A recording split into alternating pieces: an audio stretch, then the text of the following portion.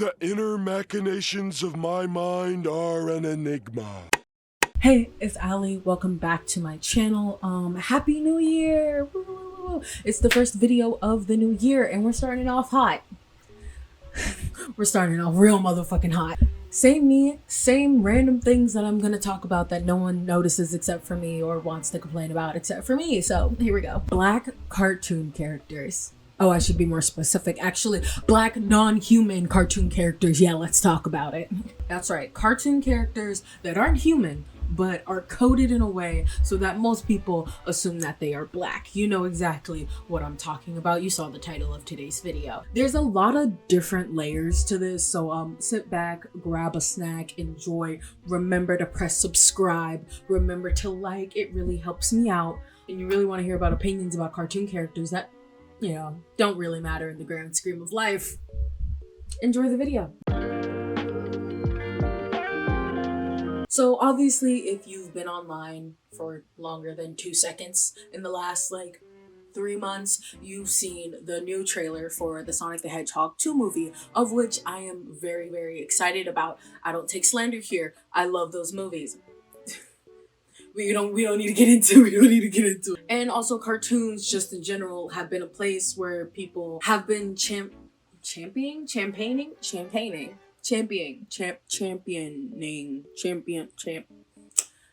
advocating for representation within this specific media field. But it definitely hasn't always been like that. And while I am of the firm belief that cartoons are leagues, and I do mean leagues, better in terms of representation as a medium, entertainment medium as a whole, I'm looking at you, video games.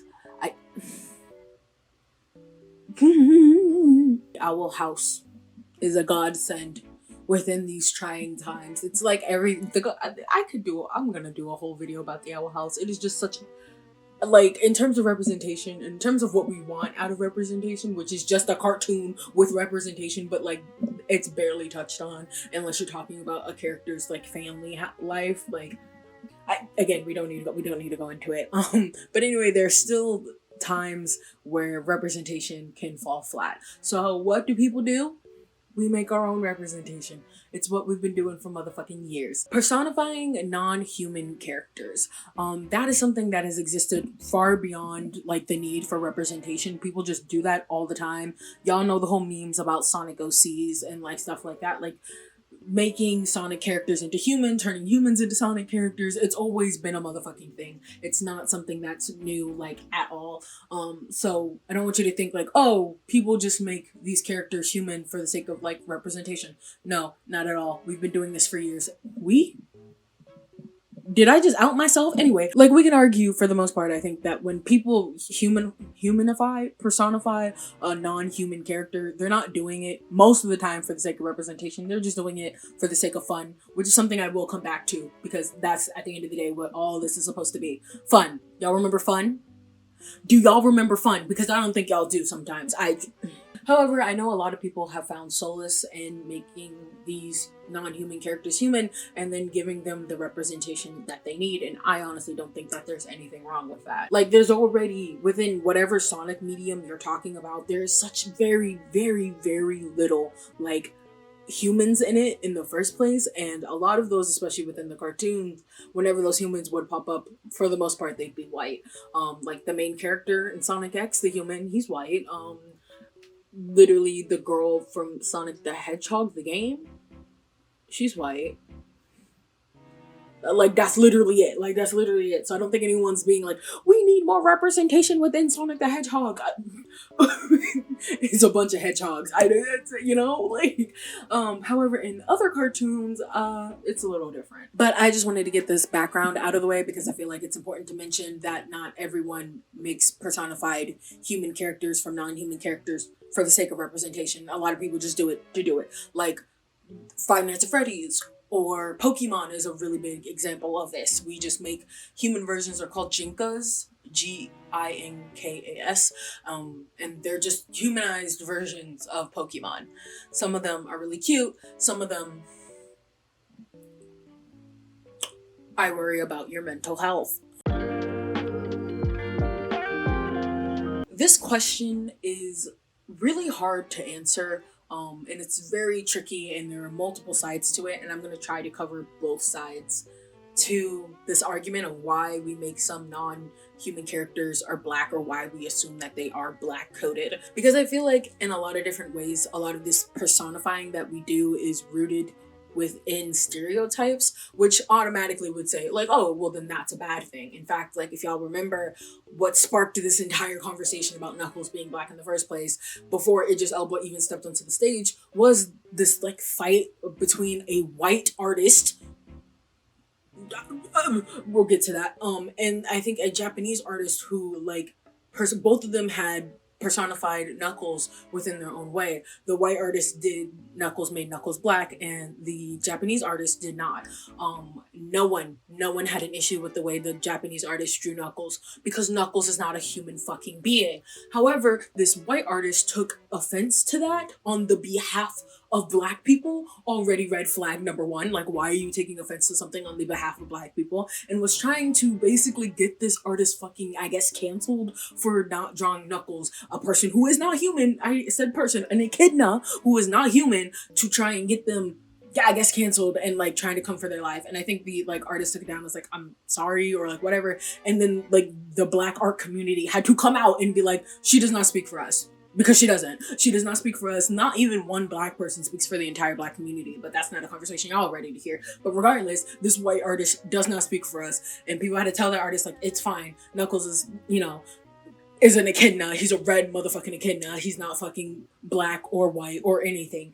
So when you make him human, you can literally do whatever. And saying that Knuckles is black coded, we have to have a conversation about that. Why do you feel that Knuckles is black coded? Is it because he's rash? He's a little bit mean. He has a very deep voice, and he can be very aggressive at times. These are things that are negative stereotypes about black people, specifically about black men. So saying that, oh, Knuckles is black, he's black coded, it's like, why we say that?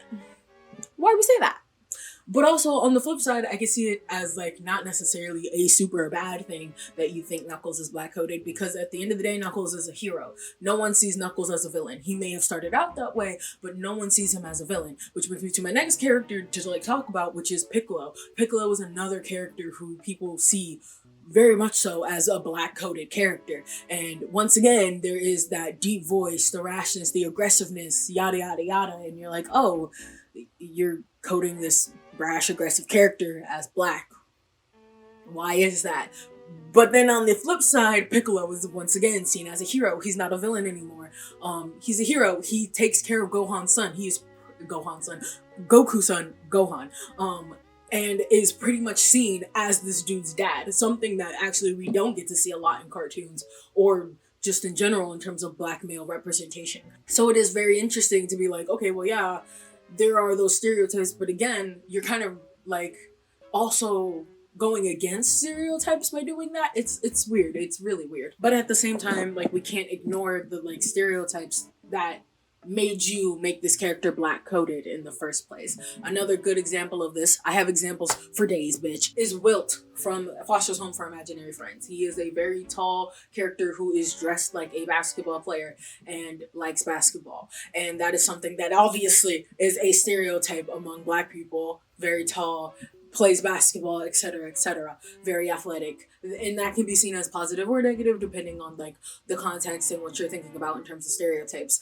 However, at the same time, this character is very soft. He's very sensitive. He's adorable. Like, you love him. I want to pinch your little cheek. He was always my favorite character. And so him being black coded is kind of like, why is he black coded? Is he black coded because of stereotypes? But then is that bad that he's black coded? Because now I look at him and I'm like, oh, he's black, but like something like softness is not something you see a lot within black characters. And so you're like, okay, well, if he's black, I'm not like completely mad at it, because he's exhibiting like a personality that you don't get to see a lot within black characters, or stereotypes within like media. And same with Darwin from Amazing World of Gumball. Actually, Darwin, I would say, pretty much exhibits no like black stereotypes, which is great. And so having him be black coded, and I think the creators have even come out and said that if they were human, Darwin would be black.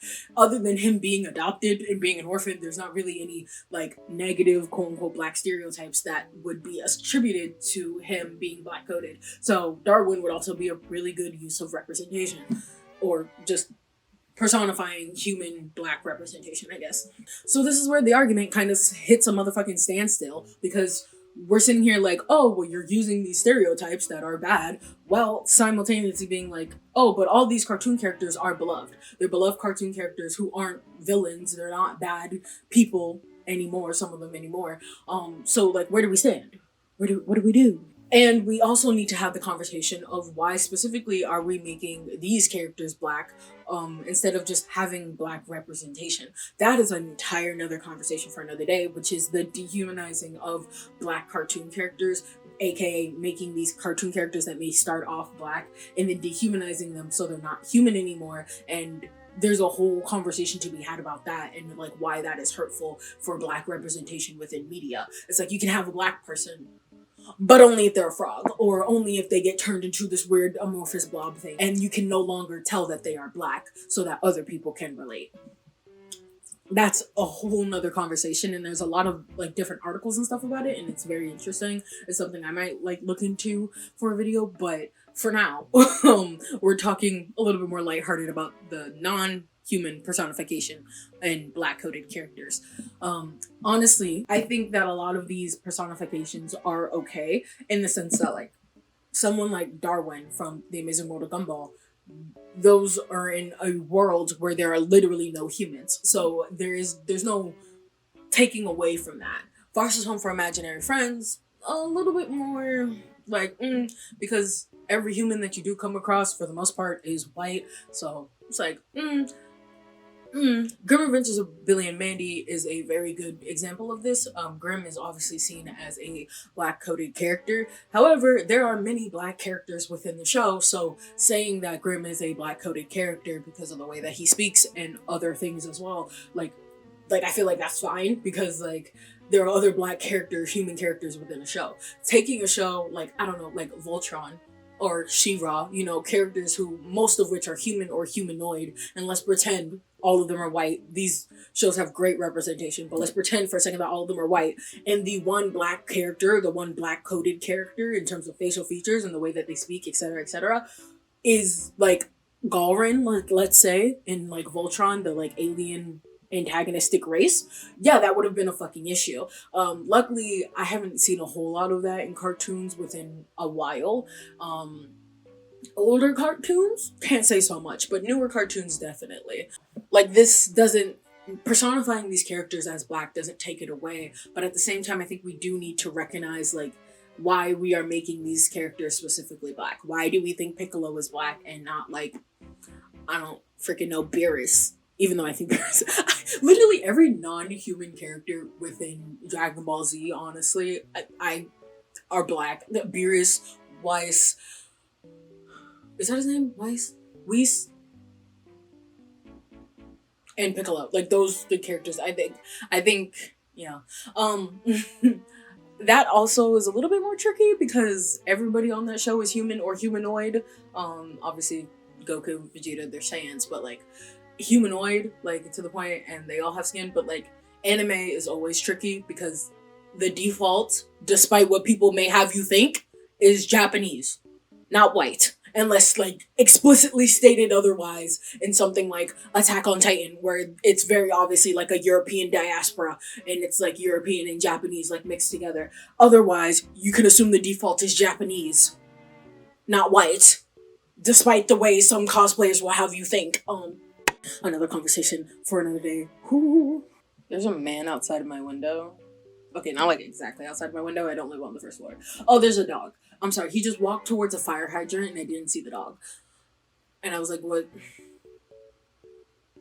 are we doing? But like I said, luckily most of the lists that I have compiled are from shows that have very little or no humans at all. So personifying these characters and making them black, in my opinion, is okay. I feel like it's fine as long as we're not constantly perpetuating negative stereotypes and being like that one girl on Twitter trying to diminish other people from drawing them a different color. You want to make Wilt white, I'm not going to sit here and be like, he's black. Is he very obviously black coded? Yes, but I'm not going to sit here and like, cancel this person if you draw them as white. Like, unless the creator has come out and said, oh no, Darwin is black. You know, like they've come out and said that, so like people expect you to draw Darwin black or Blasian, because I've seen some people think that he's Asian as well. So do what you want, just don't be a weirdo. Like, I genuinely don't think it's that big of an issue at this point, especially with this movie coming out. I think honestly it's still great representation, especially within the voice acting sphere, to give these characters kind of life and to give them a voice that I guess sounds black, quote unquote. Deep voice equal black? I mean, it's Idris Elba, he is black, but like still some of y'all like, deep voice equals black. Alright, weirdos. Anyway, I'm just happy. I've always seen Knuckles as a black coded character. Again, has that because of my own stereotypes about black people that I have internalized in my own mind. Absolutely, probably. Like, but I genuinely don't think there's any issue as long as these characters, like I said, are not the bad guys, because that's another thing within, you know, cartoon spaces or just media spaces in general. It's like, if you're gonna have a black person, they get villainized, etc., etc. I think, especially with the more softer characters like Wilt and Darwin, like these, it's important to have them as well. You know, have characters all around that are black coded, quote unquote, if you're gonna make them black coded. If you're gonna make non-human characters black coded, which I think is completely fine, just, you know, being aware of the personalities that you give them. That doesn't mean that they can't be aggressive and rash and mean or anything like that. I think just making that their only personality trait, or making that their sole reason for living, is a little bit, you know. And I think we're doing a really good job with cartoons in general, in my opinion. I mean, you can look at all of the amazing like representation that we have within shows nowadays, like The Owl House, Kipo and the Wildebeest, Voltron, She-Ra, and like the list goes on and on and on. So these type of conversations really aren't, they're always going to be necessary, let's be honest, because as I said about that one Twitter post, it will always be necessary because of people like her. But honestly, for the most part, as long as you're not fucking weird, it's fine. It's fine. So that being said, I have compiled a list of cartoon characters who are definitely black or black coded, or the black community has claimed them as one of their own. And you can go fight with your mamas about it. This is including, but not limited to, Knuckles from Sonic, Raphael and Michelangelo from Teenage Mutant Ninja Turtles, Piccolo from Dragon Ball Z, Gang Orca from My Hero Academia, Darwin from The Amazing World of Gumball, Arthur and DW from Arthur, Garnet and Bismuth from Steven Universe, Walt from Foster's, Grimm from Grim Adventures of Billy and Mandy, Cake, Jake, and Marceline from Adventure Time, him from the Powerpuff Girls, Goofy and Max from the Goofy Movie, Sandy from SpongeBob, Roger from American Dad, Optimus Prime from Transformers, Bugsy Daffy from the Looney Tunes, Freddie, Monty, Bonnie, and literally everyone in Security Breach. It's literally just because of this one piece of TikTok art. I am sorry. Kermit the Frog from the Muppets, Dib from Invader Zim, Catra from She-Ra, which is debatable because I'm leaning towards Blasian, but that's still black, and Snitchel from Chowder. Thank you so much for watching. I hope you enjoyed this video. If you did, leave a like, leave a comment. If I missed a character and you're like, this character is most definitely black coded and it's a non-human character, let me know. Let me know down in the comments below. I'd love to hear your thoughts. Happy New Year. I have so many plans for this new year and I hope they all go well, you know, knock on wood.